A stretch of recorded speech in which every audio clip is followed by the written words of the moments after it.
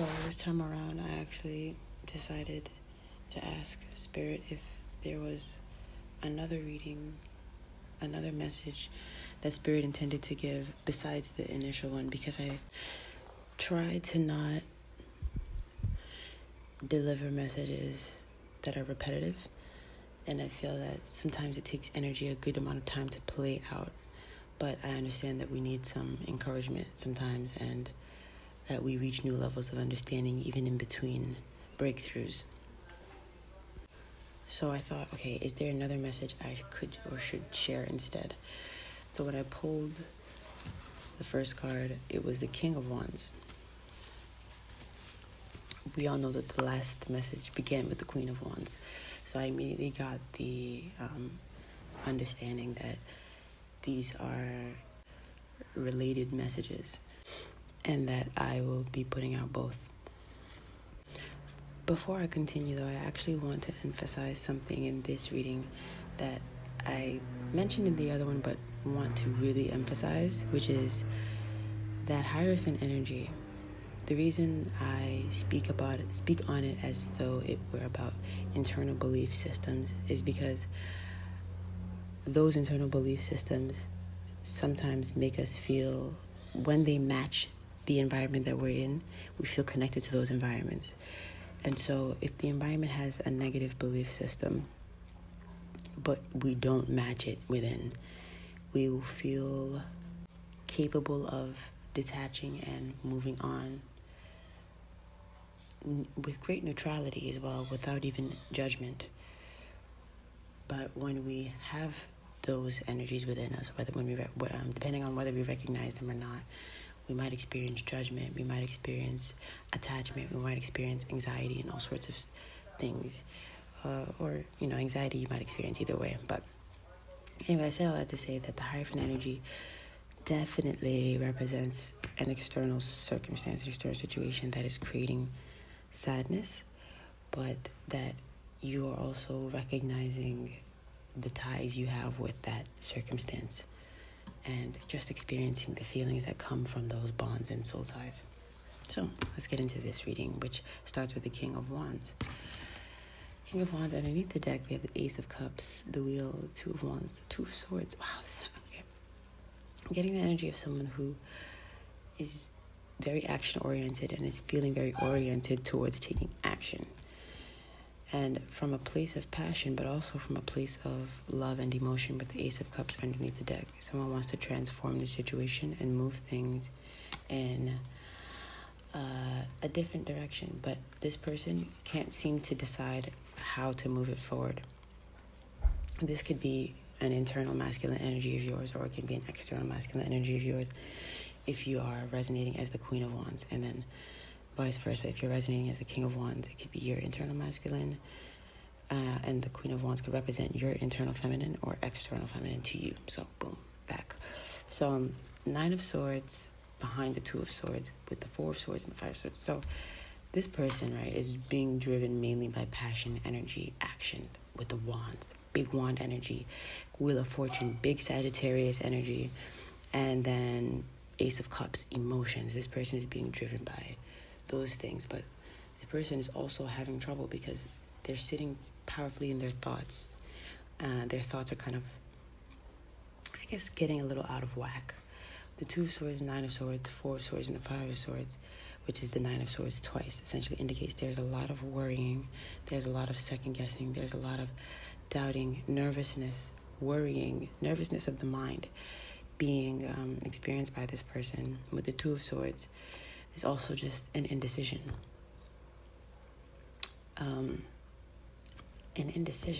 But appearing over these other energies, right? So bear with me. This Two of Swords could be representing not just an indecision, but a denial. Someone could be in denial about being in a state of indecision, or in denial about being nervous and unsure and anxious and in a state of mental conflict. But they will understand that they are in that state, whether they can deny it or not, because this person is having trouble allowing the wheel to flow forward, but they're wanting to and they're ready to. So unconsciously this energy is coming up to be looked at. The Eight of Wands and the High Priestess, the Sun and the Star, the Ace of Pentacles, and the Seven of Swords is in between them. So there is something hidden here. It is deception, like it's something's being purposely hidden, but it doesn't feel like a negative thing. It's surrounded by transformation, joy. It's surrounded by healing, clarity. It's surrounded by abundance. It's surrounded by connection with the Two of Cups, and it's also surrounded by freedom. It's surrounded by being freed from some Hierophant situation. The Hierophant with the moon is coming up again in this reading. It came out in the other reading where someone was gaining serious clarity about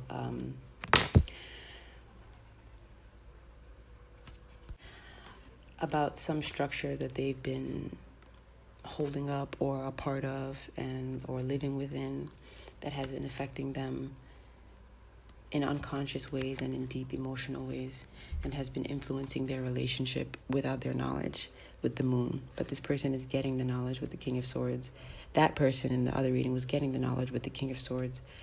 And with the Nine of Wands and the Queen of Swords and the Empress and the Magician, that person was also just returning to a state of powerful creation and creativity, but they were doing it through sitting within allowing their self to feel their feelings.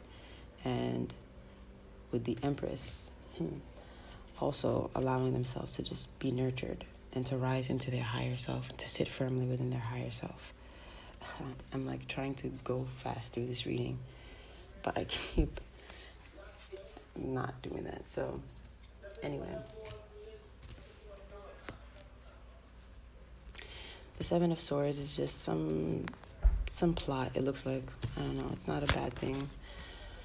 It looks like someone wants to bring joy to a situation. If you're the Queen of Wands, someone is wanting to bring joy to your situation, or you are devising some plot to bring joy into your situation and to free yourself from the structure that you've been a part of, that you've been just feeling like, why are you still there, basically, because, you know, it's not resonating with what you've been manifesting, and you're strongly aware that your manifestations have come to life. So, with the High Priestess and the Eight of Wands, you're not really speaking about it. You're keeping it secret. And if someone else is involved and they're the ones that's like keeping a secret,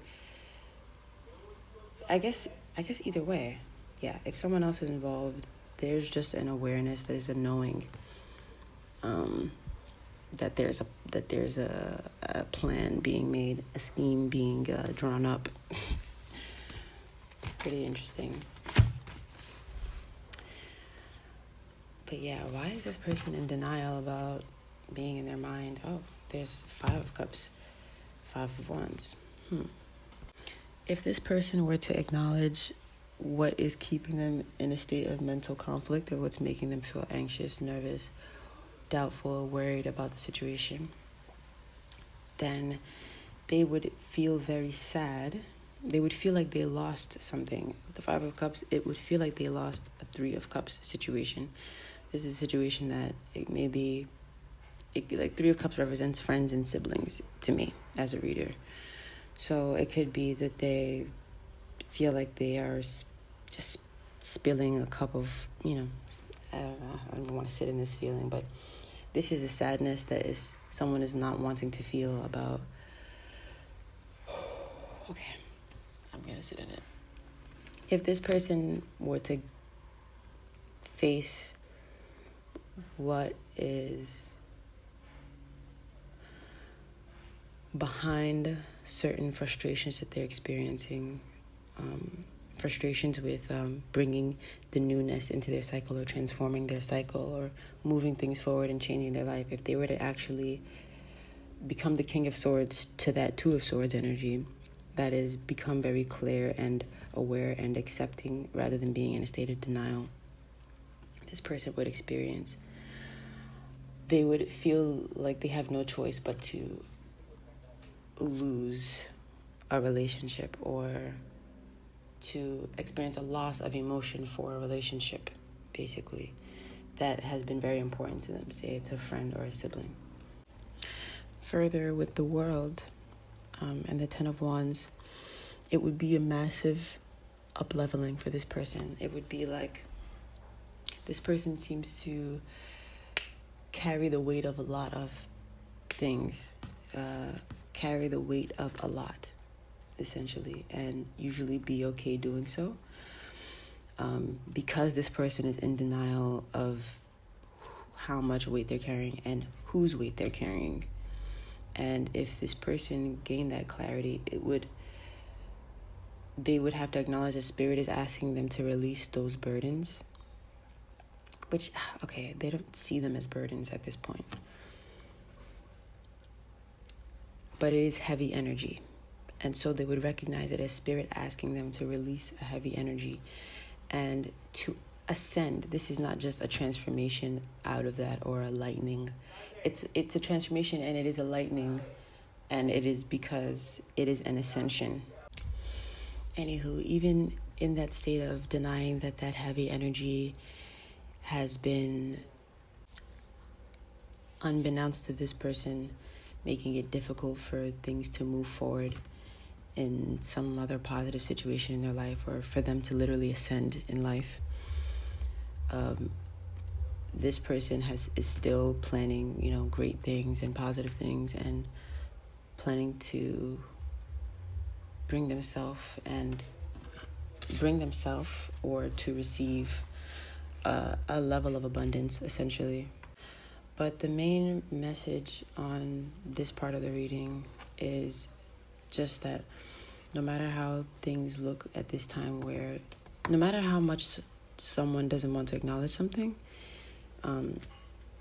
it will be acknowledged, because what's hidden always comes out, and the darkness always comes to the light.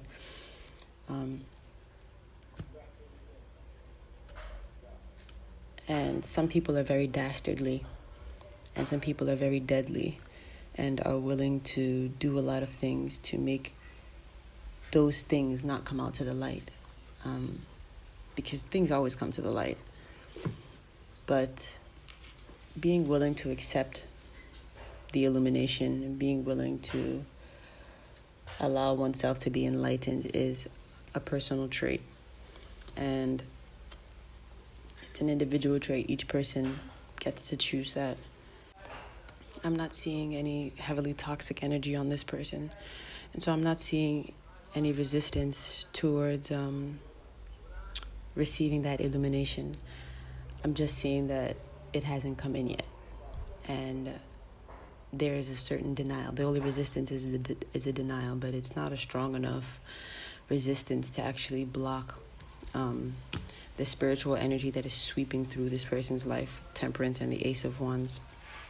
This person just doesn't want to feel sad, and that's okay. This person just doesn't want to walk away from some things, and that's okay. Strength always comes in to uplift us and to transform the things we are and are not willing to do in order to experience our ideal lives as we imagine them to be anyway. The final message for this King of Wands energy is the Lovers with Strength and the Tower on the split. This is pretty self-explanatory. It's demonstrating, yes, there's an ascension going on, an emotional ascension. There's an internal union occurring. There's external union manifesting. And there is massive clarity coming through. A clarity that can be so jarring and groundbreaking for this person, for you, the King of Wands, that Strength is here to remind you that Spirit is here with you, and that you have the strength to go through it, and you can literally lean on God, and you'll figure that out in that moment, and you won't ever forget that. And you're going to witness sweeping transformations in your marriages and your contracts and in yourself and in your life, both the one you are experiencing and any that you are trying to create and or attract. It's going to require some high-level decision-making on your part and courageous forward motion.